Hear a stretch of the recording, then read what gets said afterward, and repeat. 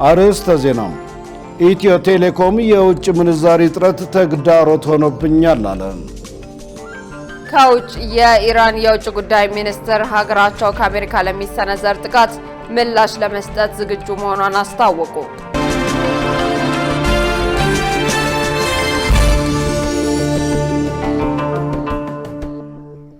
ጤና ይስጥልኝ ክቡራን ተመልካቾቻችን፣ ከኢሳት ነጻ ሚዲያ የሰዓቱን ዜና ይዘን ቀርበናል። ትዕግስት ተስፋዬና እኔም ደረጀ ይልማ ዜናው ወደ እናንተ እናደርሳለን። ለምልክት ቋንቋው ደግሞ ዳዊት ጎሳኤ አብሮናል። ወደ ቀዳሚው ዜና አልፋለሁ። ኢትዮ ቴሌኮም የውጭ ምንዛሪ እጥረት ተግዳሮት ሆኖብኛል አለ። ኩባንያው ይሄን ያለው የ2018ን እቅድ አፈጻጸም አስመልክቶ በሰጠው ጋዜጣዊ መግለጫ ሲሆን የመሰረተ ልማት ግንባታን ለማስፋትና ዘላቂነት ያለውን አገልግሎት አሰጣጥ ለማሻሻል እየሰራ መሆኑን ገልጿል። ትዕግስት ተስፋ ያዘጋጀችውን ሙሉ ቀን ሰለሞን እንደሚከተለው ያቀርበዋል። ኢትዮ ቴሌኮም የ2018 የመጀመሪያ 6 ወራት እቅድ አፈጻጸምን አስመልክቶ በዛሬው ዕለት ለመገናኛ ብዙሃን ጋዜጣዊ መግለጫ ሰጥተዋል። የኢትዮ ቴሌኮም ዋና ስራ አስፈጻሚ ፍሬሕይወት ታምሩ በዚህ ወቅት እንዳሉት የመሰረተ ልማት ግንባታን ማስፋትና ዘላቂነት ያለው አገልግሎት አሰጣጥ ማሻሻል በትኩረት እየተከናወኑ ካሉ ተግባራት መካከል መሆናቸውን አንስተው 278 የሞባይል ጣቢያዎች ተገንብተው አገልግሎት እየሰጡ መሆኑን ገልጸዋል። ኢንፍራስትራክቸራችን ላይ ሰፊ የማስፋፋትም የማዘመንም ስራ እየሰራን ነው። ለደንበኞች የምናቀርበው አገልግሎት ቀደም ብለን እንግዲህ ቢዮንድ ኮኔክቲቪቲ ብለን ኢትዮ ቴሌኮም ከሚያቀርባቸው መደበኛ ከምንላቸው የቴሌኮም አገልግሎቶች ሰፋ ያሉ አድቫንስድ የሆኑ እስከ ፊንቴክ ድረስ እንደዚሁም የኢንተርፕራይዝ ሶሉሽኖችን እያቀረብ እንደሆነ እናንተም እንደምትገነዘቡት በዚህም ስትራቴጂ አሁንም በርካታ ሌሎች ተጨማሪ አገልግሎቶችን ለማቅረብ እንደዚሁም አገልግሎቶቹ ጥራታቸውን የጠበቁ እንዲሆኑ የሚያስችል ስራዎችን በስትራቴጂ ፕራዮሪቲያችን ላይ አካተናል ማለት ነው። ከሞባይል ኔትወርክ አንጻር በ6 ወር ውስጥ 278 የሞባይል ጣቢያዎች አዳዲስ የሞባይል ጣቢያዎች ገንብተን ለአገልግሎት አብቅተናል ማለት ነው። በሌላ በኩል 85 በመቶ የፎርጂ ኢንተርኔት አገልግሎትን በ1069 ከተሞች ተጠቃሚ እንዲሆኑ የሚያስችል የአሰራር ስራ ተዘርግተው እየተሰራ ነው ያሉ ሲሆን የውጭ ምንዛሬ እጥረት በኩባንያው ስራ ላይ እንቅፋት መሆኑን አንስተዋል። ምንም ከሞባይል ኔትወርክ አንጻር እንደምታውቁት የፎርጂ አገልግሎትን በሰፊው ነው እንግዲህ በባለፉት 2 ስትራቴጂዎች ስንሰራ የነበረው። በኔክስት ሆራይዘን መዳረሻ ፎርጂን ያሰብነው ዩኒቨርሳል አክሰስ ለማድረግ ነው። ወደ 99 በመቶ ለማድረስ ነው ከቨሬጁን እየሰራን ያለ ነው። በዚህ በጀት ዓመት ብቻ ወደ 85 በመቶ የፖፑሌሽን ከቨሬጅ እንዲኖረው ነው እየሰራን ያለ ነው። በስትራቴጂው በግልጽ የተቀመጠለት ማለት ነው። ቀደም ብለን እንደጠቀስኩት እንግዲህ 278 የሞባይል ጣቢያዎች አገልግሎት በመብቃታቸው እንደዚሁም ነባሮቹ ላይ ሌየሪንግ የምንለው ወይም ደግሞ ነባሩን የ3G ወይም የ2G ሞባይል ጣቢያዎችን ወደ 4G የመቀየር ካፓሲቲ የመጨመር እንደዚሁም ደግሞ ወደዚህኛው ወደ 4G ቴክኖሎጂ የማምጣት ስራ በ6 ወሩ በሰፊው ተሰርቷል። በዚህም ምክንያት ተጨማሪ 133 ከተሞች በ6 ወሩ ብቻ ከዚህ ቀደም የ4G አገልግሎት ያልነበራቸው የ4G አገልግሎት እንዲኖራቸው አስችለናል ማለት ነው። በአጠቃላይ በሀገራችን በአሁኑ ሰዓት 1069 ከተሞች የ4G አገልግሎት እየተጠቀሙ ነው ማለት ነው። የውጭ ምንዛሪ ከሚያስገኙልን ምርትና አገልግሎቶች በዋናነት እንግዲህ ኢንተርኮኔክት፣ ሮሚንግ፣ ኢንተርናሽናል ቫልዩ አድድ ሰርቪስ የምንላቸው እንዲሁም የቀደም ብዬ የጠቀስኩት ረሚታንስን ጨምሮ ማለት ነው እና ኢንፍራስትራክቸር ሼር ወደ 88 ሚሊዮን ዩኤስዲ በ6 ወር ውስጥ ጀነሬት ለማድረግ ችለናል ማለት ነው። ይሄም የእቅዳችንን 83 በመቶ እንድናሳካ ረድቶናል ማለት ነው። አጠቃላይ ገቢያችን ይሄን ይመስላል። ቀደም ብዬ እንደጠቀስኩላችሁ እንግዲህ ኢትዮ ቴሌኮም በርካታ የማስፋፊያ ስራዎችን እየሰራ ነው። የደንበኛ ቁጥሩንም እንዲሁ እያሳደገ ነው። ቀደም ብሎ ከምናደርገው ከነበረው በየአመቱ እንግዲህ የሬቨኒው እድገታችንን ስናሰላ በአማካኝ ስንጨምር ከነበረው ወይም ስናድግ ከነበረው በጣም ሰፋ ባለ ነው ለማደግ በዚህ አመትም ከ74% በላይ ለማደግ ነው ህልም አድርገን እየሰራን ያለ ነው። ከባለፈው አመት አንጻር ስታዩት ከፍተኛ እድገት ቢኖረውም ከእቅዳችን አንጻር ደግሞ 81 በመቶ ያሳካንበት ነው።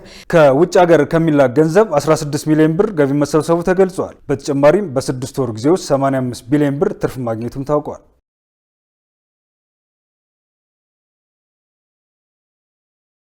ምርትና ምርታማነትን ለማሳደግ የኢንዱስትሪ ሰላምን ማረጋገጥ ቀዳሚ ተግባር ሊሆን ይገባል ተባለ። በሌላ በኩል የኢትዮጵያ ሰራተኛ ማህበራት ኮንፌዴሬሽን በአሁኑ ወቅት ያለው የሰራተኞች መደራጀት ምጣኔ ዝቅተኛ በመሆኑ የዘርፉን ክፍተቶች መሙላት እንደሚያስፈልግ አሳስቧል። ሰላማዊት ሙሉጌታ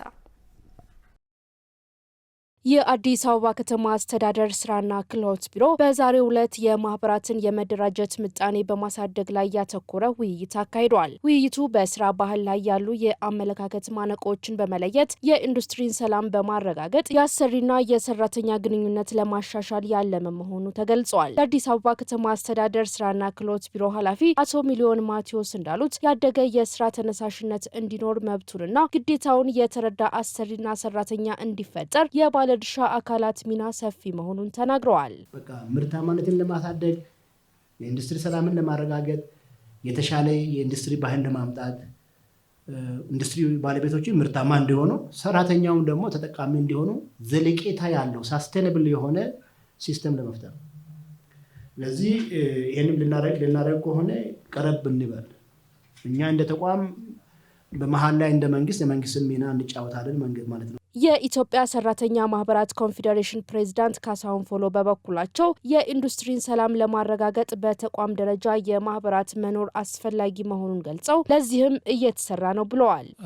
ማህበራዊ ምክክሮች የሰለጠነ አስተሳሰብ ዓለም የተቀበለው ነው። ያለ ማህበራዊ ምክክሮች የሚፈታ ነገር የለም። በስራ ቦታ መደራጀት አለባቸው። ምክክር ለመፍጠር በተቋም ደረጃ ወይም በኢንዱስትሪ ደረጃ ማህበር መኖር አለበት። ማህበራቱ ቁጭ ብለው ከአሰሪው ጋር በሶስትዮሽ መንግስትም ጣልቃ ገብተው የሚያወያይበት ሁኔታ ይኖራልና በሱ ላይ መስራት ስለሚያስፈልግ በጋራ እንሰራለን። በመድረኩ ተሳታፊ የነበሩት የዘርፉ የስራ ኃላፊዎች በውይይቱ ላይ እንደገለጹት ምርትና ምርታማነትን ለማሳደግ ተግዳሮት የሚሆኑ ጉዳዮችን አንስተው በአሰሪና ሰራተኛ በኩል ያለውን የግንዛቤ ክፍተት ማሻሻል እንደሚገባና ለዚህም መፍትሄ ናቸው ያሏቸውን ሀሳቦች እንደሚከተለው ገልጸዋል። ኮንፍሊክቶች በሚፈጠሩበት ጊዜ ጉዳዩን በውይይት በሰላማዊ መንገድ በማህበራዊ ምክክሮች ስርዓት ለመፍታት አብዛኞቹ በራቸው ዝግ ነው። ብዙ ደክመናል፣ ብዙ ጥረናል።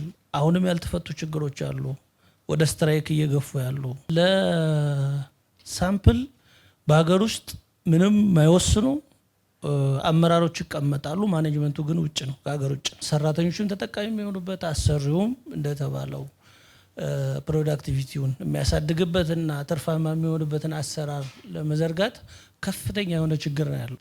በዚህ ምክንያት አለመግባባቱ ትንሽ እየተካረረ ነው ያለውና መንግስት ካስቀመጠው አቅጣጫ ውጭ አዋጁን በሚጋፋ ሁኔታ ነው ስራም እየተሰራ ያለው። የመደራጀት ምጣኔያችን በጣም ዝቅተኛ ነው። በአንድ እሳቤ መጓዝ አለብን ብዬ አስባለሁ። ምክንያቱም ውጤታማ ልንሆን የምንችለው በጋራ ስንረባረብ ነው። የስራ ባህላችንን ካልቀየርን የትም አንደርስም። ለሱም እኛም ቅርብ ስለሆንን ለመቀየር ተቋማት በር ላይ እንዳንደርስ የሚከለክሉ ተቋማት አሉና እነሱም ተጠርተው መቀየር አለባቸው። ሌላው ትረስት ሊኖር ይገባል የሚለው ነገር በጣም ሊታሰብበት ይገባል። እኛ አሰሪዎች ልንታመን ይገባል። ሁሉ 100% አሰሪ መልአክ ነው ማለት አይደለም። ምክንያቱም ሁሉም ሰራተኛ በጣም ቅን ነው እንደማይባለው ጉድለቶች ሊኖሩ ይችላሉ። እነሱን ነጥብ ማውጣት ይጠበቅብናል። ግን ሲጀመር ቅንነቱንና ትረስቱን ማምጣት ግድ ይላል።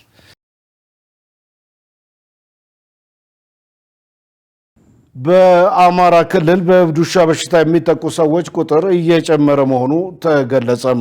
በሌላ በኩል የኢትዮጵያ የሕብረተሰብ ጤና ኢንስቲትዩት ውሾችን በአግባቡ የማይንከባከቡ ባለቤቶችን ተጠያቂ የሚያደርግ የሕግ ማዕቀፍ ለማጽደቅ በሂደት ላይ መሆኑን አስታውቋል። ገነት ዘዘው ተጨማሪ አላት። ውሻ አሳዳጊዎች ውሻቸውን በየጊዜው እንዲያስከትቡ በሚመለከታቸው የጤና ተቋማትና ባለሙያዎች ትምህርት ይሰጣል፣ ቅስቀሳም ይደረጋል። ይሁን እንጂ ይህን ልብ ባለማለት ውሾቻቸውን በማያስከትቡና ባለቤት አልባ በሆኑ ውሾች ሳቢያ በርካታ ቁጥር ያላቸው ሰዎች በእብድ ውሻ በሽታ ይጠቃሉ። በሽታው በስፋት ከሚስተዋልባቸው አካባቢዎች አንዱ የአማራ ክልል ነው። እኛም ክልሉ የእብድ ውሻ በሽታን ለመከላከል ምን እያደረገ ነው ስንል የክልሉን የሕብረተሰብ ጤና ኢንስቲትዩት ጠይቀናል። በኢንስቲትዩቱ የአንድ ጤና ምልከታ ማስተባበሪያ የሙያተኞች ቡድን ሰብሳቢ ሀብታ አለባቸው በክልሉ በእብድ ውሻ በሽታ የሚጠቁ ሰዎች ቁጥር እየጨመረ መሆኑን ጠቅሰው በዚህም በየሳምንቱ ከ200 በላይ ሰዎች በበሽታው እንደሚጠቁ ገልጸዋል። በሽታውን ለመከላከል ለህብረተሰቡ ግንዛቤ እየተሰጠ ነው። ያም ሆኖ ግን በበሽታው ተይዘው ሕክምና ለማግኘት ወደ ጤና ተቋም የሚመጣ ታካሚዎች ቁጥር እየጨመረ መሆኑን ተናግረዋል። የሚያሳብደው ውሻ በሽታ አሁን ባለው ሁኔታ ቁጥሩ ከጊዜ ወደ ጊዜ እየጨመረ ነው የመጣው። የክትባት ፍላጎት እጅግ በጣም በላይ በትልቁ መጠን ነው ጥያቄው እየቀረበ ያለው። ከባለፈው ዓመት የግማሽ ዓመት ጋር ሲነጻጸር የቁጥር ጭማሪ አለ። በዚህ ዓመት 200 አካባቢ የሚሆኑ ሰዎች እንዳልኩሽ የድህረ ተጋላጭነት በአማካኝ በየሳምንቱ ወደ ፋሲሊቲ ይመጣል። ይህ በእንዲህ እንዳለ አጠቃላይ የእብድ ውሻን በሽታ በተመለከተና በሽታው ሲከሰት ለመከላከል ምን እየተሰራ ነው ሲል ኢሳት የኢትዮጵያ የህብረተሰብ ጤና ኢንስቲትዩትን ጠይቋል። የኢንስቲትዩቱ የምርምር አማካሪ ዶክተር አሰፋ ደሪሳ በሰጡት ምላሽ የእብድ ውሻ በሽታ በተለይም በአማራ በኦሮሚያና በትግራይ ክልል በስፋት እንደሚስተዋል አንስተው ይህንንም ለመከላከል የማስተማር ስራ እየሰራ ነው ብለዋል። ውሻቸውን በአግባቡ የማይንከባከቡ ባለቤቶችን ተጠያቂ የሚያደርግ የህግ ማዕቀፍም ለማጸደቅ በሂደት ላይ መሆናቸውን አማካሪው ገልጸዋል። ካስተማሩ የማይታቀብ ከሆነ ደግሞ በህግ ማዕቀፍ መቆጣጠር ያስፈልጋል። ህግ ማዕቀፉ ረቂቅ ወጥቶ ለውሳኔ የቀረበበት ደረጃ አውቃለሁኝ።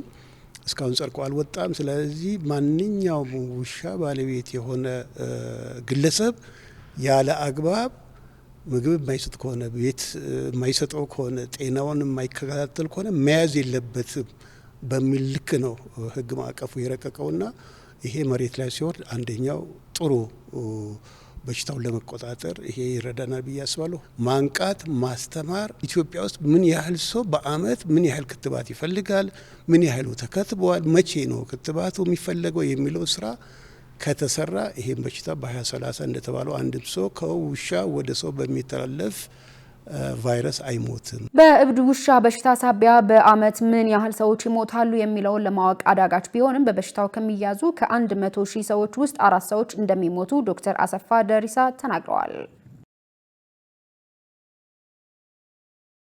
አንዳንድ ተፎካካሪ ፓርቲዎች የ2018 ምርጫ ቅስቀሳ በሀገሪቱ ነባራዊ ሁኔታና በመንግስት በኩል ሊመቻች በሚገባው መድረክ ባለመከናወኑ ምክንያት ተቀዛቅዟል ማለታቸውን ኢሳት ባለፈው ሳምንት የዜና ስርጭቱ ዘግቧል።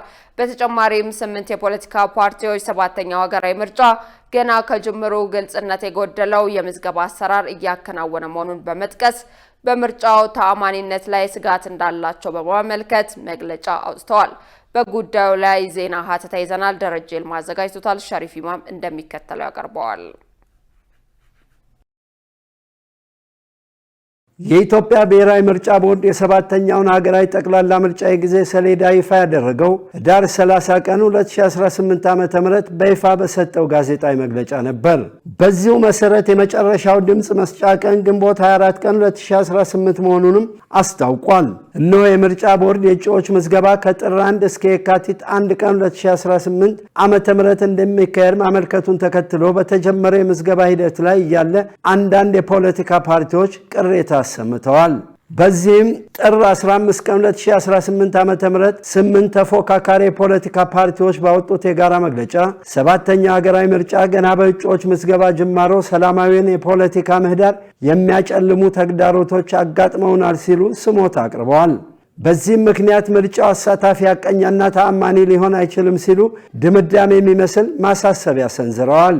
መግለጫውን ያወጡ ፓርቲዎች ህብር ኢትዮጵያ ዲሞክራሲያዊ ፓርቲ፣ ህብር ኢትዮጵያ፣ መላ ኢትዮጵያ አንድነት ድርጅት መኢአድ፣ ባልደራስ ለሁለተኛ ዲሞክራሲ ባልደራስ፣ ትብብር ለኢትዮጵያ አንድነት ለኢትዮጵያ፣ አማራ ጊዮናዊ ንቅናቄ አማራ ጊዮናዊ፣ የኢትዮጵያ ህዝባዊ አብዮታዊ ፓርቲ ኢሃፓ፣ የኢትዮጵያ ሶሻል ዲሞክራሲያዊ ፓርቲ ሶዴፓ እና የወላይታ ብሔራዊ ንቅናቄ ውብን ናቸው። እነዚህ ፓርቲዎች እንደሚሉት የምርጫ ሂደት ከመጀመሪያው አንስቶ ከላይ የቀረበውን ድምዳሜ በሚያሰጥ መልኩ ችግር አለበት። ምክንያቱም ከነርሱ ውጭ ያሉት ሌሎች የፖለቲካ ፓርቲዎች ቦርዱ አዲስ ባስተዋወቀው እጩዎችን በዲጂታል መንገድ የመመዝገብ ስርዓትና ሂደት ላይ ካጋጠማቸው ትንንሽ ችግር ባለፈ የምርጫው ታማኒነት ጥያቄ ውስጥ የሚያስገባ አንዳች ጉዳይ ሲያነሱ አልተደመጠምና ነው። ወዲህ ደግሞ የምርጫው አጠቃላይ ሂደት መጀመሩ እንጂ የተመራጮችም የመራጮችም ምዝገባ አልተጋመሰም ወይም አልተጀመረም። እናም እዚህ ወቅት ላይ ሆኖ ይህንን የመሰለ ብይን ማንሳቱ ተገቢ አይመስልም። በሌላ በኩል የኢትዮጵያ ብሔራዊ ምርጫ ቦርድ ለስምንቱ ፓርቲዎች ቅሬታ ሰሞኑን በሰጠው ምላሽ የዲጂታል ምዝገባው ቴክኒካዊና ፖለቲካዊ ተጽዕኖ እንደሌለው ገልጿል። ቦርዱ በዚሁ መግለጫው ዲጂታሉ የምዝገባ ስርዓት ከሚያዝያ 2016 ዓ.ም ጀምሮ ከፖለቲካ ፓርቲዎችና ከሲቪል ማህበራት ጋር በተደረገ ምክክር የበለጸገ መሆኑንም አስረድቷል። በተጨማሪም በዲጂታል የእጩዎች ምዝገባ ሂደት ላይ የቀረቡትን ተግዳሮቶች አስመልክቶ ስርዓቱ ፓርቲዎችን ከውጫዊ ተጽዕኖ ነፃ ለማድረግና አሰራሩን ለማዘመን የተዘረጋ መሆኑን አስታውቋል። ወዲህ ደግሞ አንዳንድ የፖለቲካ ፓርቲዎች በሀገሪቱ የተለያዩ አካባቢዎች ያሉ የሰላምና የጸጥታ ጉዳዮችን በማንሳት በአሁኑ ወቅት ምርጫ ለማካሄድ አመቺ ሁኔታ የለም ሲሉ ይደመጣሉ። ይህንን በተመለከተ የፌዴራል ጠቅላይ ሚኒስትር ዶክተር አብይ አህመድ በዚህ ዓመት መጀመሪያ ላይ በህዝብ ተወካዮች ምክር ቤት ተገኝተው ከዚህ ቀደም የተደረገው ምርጫ ጦርነት በነበረበት ጊዜ መካሄዱን በማንሳት ምርጫው እንደሚካሄድ አረጋግጠዋል።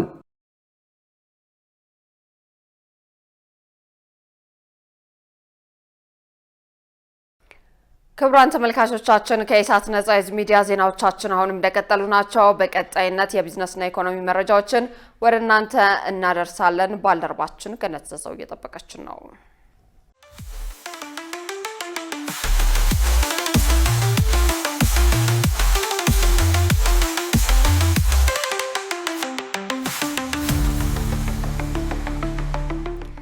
ሰላም ጤና ይስጥልን ተመልካቾቻችን፣ ከኢሳት ነጻ የህዝብ ሚዲያ ለዕለቱ ያዘጋጀናቸውን የቢዝነስና የኢኮኖሚ መረጃዎች ወደ እናንተ እናቀርባለን። ከዘገባዎቹ ጋር ገነት ዘዘው ነኝ። አብራችሁን ቆዩ። በ2030 የኢትዮጵያ የመድኃኒት ገበያ 3.6 ቢሊዮን ዶላር እንደሚደርስ ተገለጸ። እንደ አውሮፓውያን አቆጣጠር በ2030 የኢትዮጵያ የመድኃኒት ገበያ 3.6 ቢሊዮን ዶላር እንደሚደርስና ሀገሪቱ የአፍሪካ የመድኃኒት ኢንዱስትሪ ማዕከል ለመሆን እየሰራች መሆኑን የጤና ሚኒስቴር አስታውቋል። የጤና ሚኒስትር ዴኤታ ፍሬህይወት አበበ ለጋዜጣ ፕላስ እንደገለጹት በፖሊሲ ማሻሻያ ውጤት የሀገር ውስጥ የመድኃኒት አቅርቦት በከፍተኛ ፍጥነት እያደገ ይገኛል። በዚህም የመድኃኒት አምራቾች እስከ 5 ዓመት ከታክስ ነጻ የእፎይታ ጊዜ ማግኘታቸው ለዘርፉ እድገት ትልቅ አስተዋጽኦ ማበርከቱን አብራርተዋል። የኢትዮጵያ የምግብና መድኃኒት ቁጥጥር ባለስልጣን የብስለት ደረጃ 3ን ማሳካቱ በሀገር ውስጥ የሚመረት መድኃኒት በየትኛውም ሀገር ገበያ እንዲቀርብ እድል እንደሚፈጥርም ጠቁመዋል። ኢትዮጵያ ምቹ የኢንቨስትመንት ሁኔታ በመፍጠር ለሀገር ውስጥ ብቻ ሳይሆን ለውጭ ገበያ የሚተርፍ የመድኃኒት ምርት ለማምረት እየሰራች መሆኑን ሚኒስትር ዴኤታዋ አመልክተዋል። ባንኮች እርስ በርስ የውጭ ምንዛሪ ግብይት የሚያካሂዱበት ዲጂታል አውታር ስራ ጀመረ። በማስጀመሪያ መርሃ ግብሩ ላይ የኢትዮጵያ ብሔራዊ ባንክ፣ የኢትዮጵያ የሰነደ መዋለ ነዋዮች ገበያ፣ የንግድ ባንኮችና የፋይናንስ ዘርፍ ባለድርሻ አካላት ተገኝተዋል። ዲጂታል አውታሩ በባንኮች መካከል በሚደረገው የውጭ ምንዛሬ ገበያ ውስጥ ግልጽነትን፣ ትክክለኛ ዋጋ የማወቅ ሂደትንና የገበያ ስርዓትን ያጠናክራል ተብሏል። የኢትዮጵያ ብሔራዊ ባንክ ገዢ ዶክተር ኢዮብ ተካልኝ በወቅቱ ባስተላለፉት መልእክት በይፋ ስራ የጀመረው ዲጂታል የግብይት አውታር የገበያ ዲሲፕሊንን ለማጠንከር፣ የዋጋ ሂደትን ለማሻሻልና የፋይናንስን ገበያ ሪፎርም ለመደገፍ ትልቅ ግብዓት ነው ብለዋል። ሁሉም ባንኮች በመድረኩ ላይ እንዲሳተፉና ከመመሪያዎች ጋር የተጣጣመ ስራ እንዲያከናውኑም አሳስበዋል። የገቢዎች ሚኒስቴር በተያዘው በጀት ዓመት 760 ቢሊዮን ብር ገቢ መሰብሰቡን ገለጸ። የገቢዎች ሚኒስትር አይናለም ንጉሴ እንደገለጹት ከሌሎች ሀገራት ጋር ተመሳሳይ ገቢ የመሰብሰብ አቅም እንዲኖር የገቢ ስትራቴጂ ተነድፎ ወደ ስራ ተገብቷል። በዘርፉ የተደረገው የሪፎርም ስራም ውጤት ማስገኘት መጀመሩን ጠቅሰው በበጀት ዓመቱ የመጀመሪያ 6 ወራት 640 ቢሊዮን ብር ለመሰብሰብ ታቅዶ 709 ቢሊዮን ብር መሰብሰቡን አመልክተዋል። በዚህም ከእቅዱ አንጻር ከ110 በመቶ በላይ መሳካቱን አንስተው የጥር ወር ጨመር 760 ቢሊዮን ብር እስካሁን መሰብሰቡን ተናግረዋል። ከተሰበሰበው ገቢ ውስጥም የሀገር ውስጥ 366 ቢሊዮን ብር እንዲሁም ከቀረጥና ታክስ 342 ቢሊዮን ብር ድርሻ እንዳለውም አብራርተዋል ሲል ኤፍኤምሲ ዘግቧል። የተከበራችሁ ተመልካቾቻችን አሁን ደግሞ የዕለቱን የውጭ ምንዛሬ ዋጋና የብሔራዊ ባንክ የወርቅ ግብይት መረጃ ተከታትለን እንመለስ።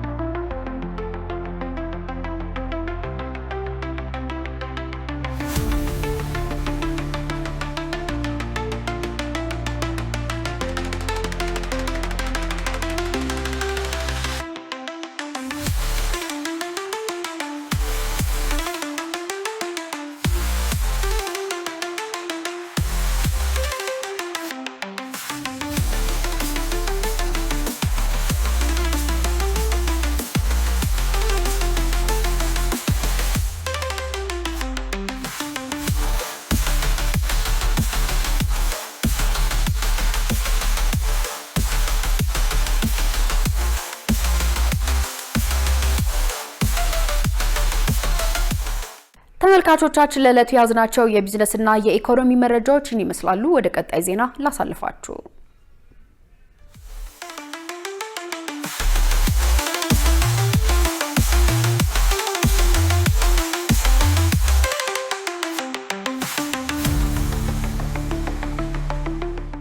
ውድ ተመልካቾች ከኢሳት ነጻ ሕዝብ ሚዲያ የሰዓቱ ዜና ወደ እናንተ መድረሱ እንደቀጠለ ነው። አሁን ደግሞ ወደ ውጭ ዘገባዎች እናልፋለን። የኢራን የውጭ ጉዳይ ሚኒስትር ሀገራቸው ከአሜሪካ ለሚሰነዘር ጥቃት ምላሽ ለመስጠት ዝግጁ መሆኗን አስታወቁም። ፕሬዚዳንት ዶናልድ ትራምፕ በበኩላቸው ኢራን በኒውክሌር መርሃ ግብሯ ላይ አዲስ ድርድር ካላደረገች የማያዳግም ወታደራዊ እርምጃ እንደሚወስዱ ዝተዋል። ዮሐንስ ተስፋ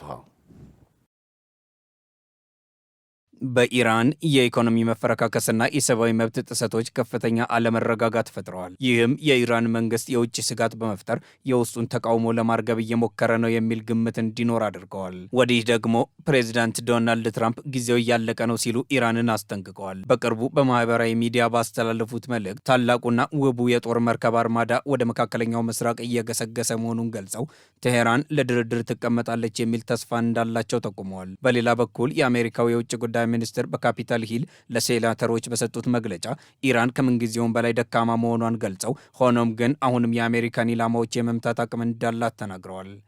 አሁን የምትመለከቱት በቀጠናው የሚገኙ ሰራተኞቻችን ከኢራን ጥቃት ለመከላከል ኃይላችንን የማሰማራት አቅማችንን ነው። በሺዎች የሚቆጠሩ የባሊስቲክ ሚሳይሎችን በማከማቸታቸው ጥቃት የመሰንዘር አቅም አላቸው። ምንም እንኳን ኢኮኖሚያቸው እየፈራረሰ ቢሆንም ለዚህ ጉዳይ ከፍተኛ ገንዘብ ማውጣታቸውን ቀጥለዋል።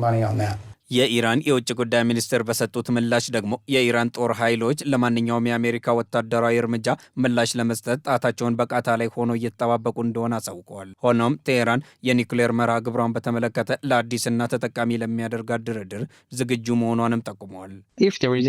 በኢራን ላይ የሚሰነዘር ማንኛውም ጥቃት የመጨረሻው ጥቃትና ዛቻ ይሆናል። ስለዚህ ኢራን በግልጽ እንደገለጸችው ጉዳዩን በቁም ነገር በመመልከት የሚቻላትን ያህል ጠንካራ ምላሽ ትሰጣለች።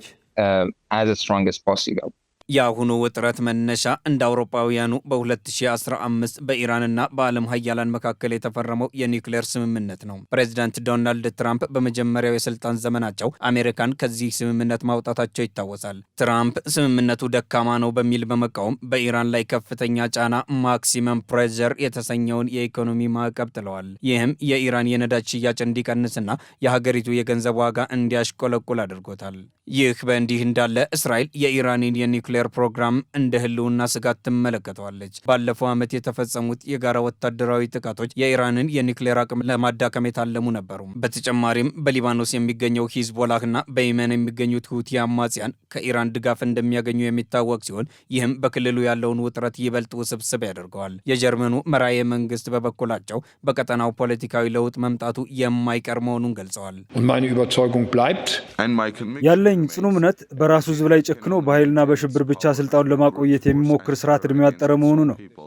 ሳምንታት ሊወስድ ይችላል። ነገር ግን ይህ ስርዓት ሀገሪቱን ለመምራት ምንም አይነት ህጋዊነት የለውም።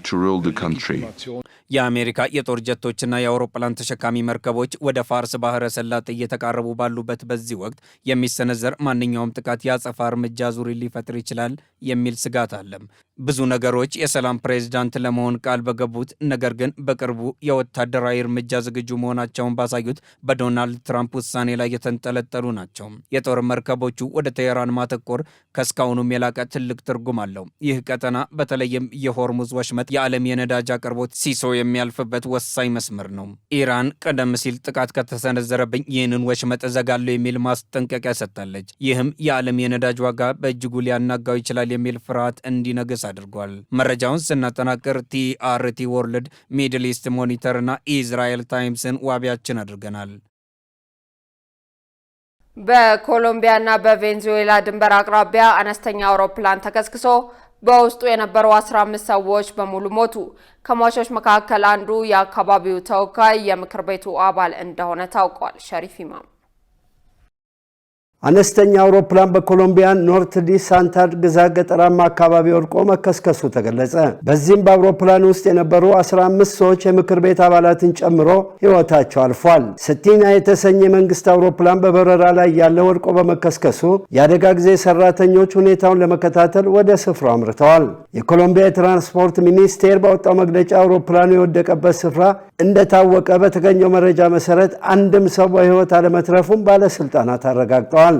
በበረራ ቁጥር HK 4709 የተመዘገበው አውሮፕላን በአገሪቱ ሰዓት አቆጣጠር 5:42 ላይ ረቡዕ ዕለት ከኩኩታ አውሮፕላን ማረፊያው ተነስቷል። እናም ወደ ኦካና 40 ደቂቃ በረራ ለማድረግ ነበር። አውሮፕላኑ በረራ ከጀመረ መጨረሻ ላይ ከአየር ትራፊኮች ጋር ግንኙነት የነበረው በረራ ከጀመረ ከ12 ደቂቃ በኋላ ነበር። ሳቲና ባወጣው መግለጫ ይፋ እንዳደረገው ባለስልጣናት ለአውሮፕላኑ መከስከስ ምክንያት ይህ ነው ባይሉም ማጣራት እንደሚደረግን አስታውቀዋል።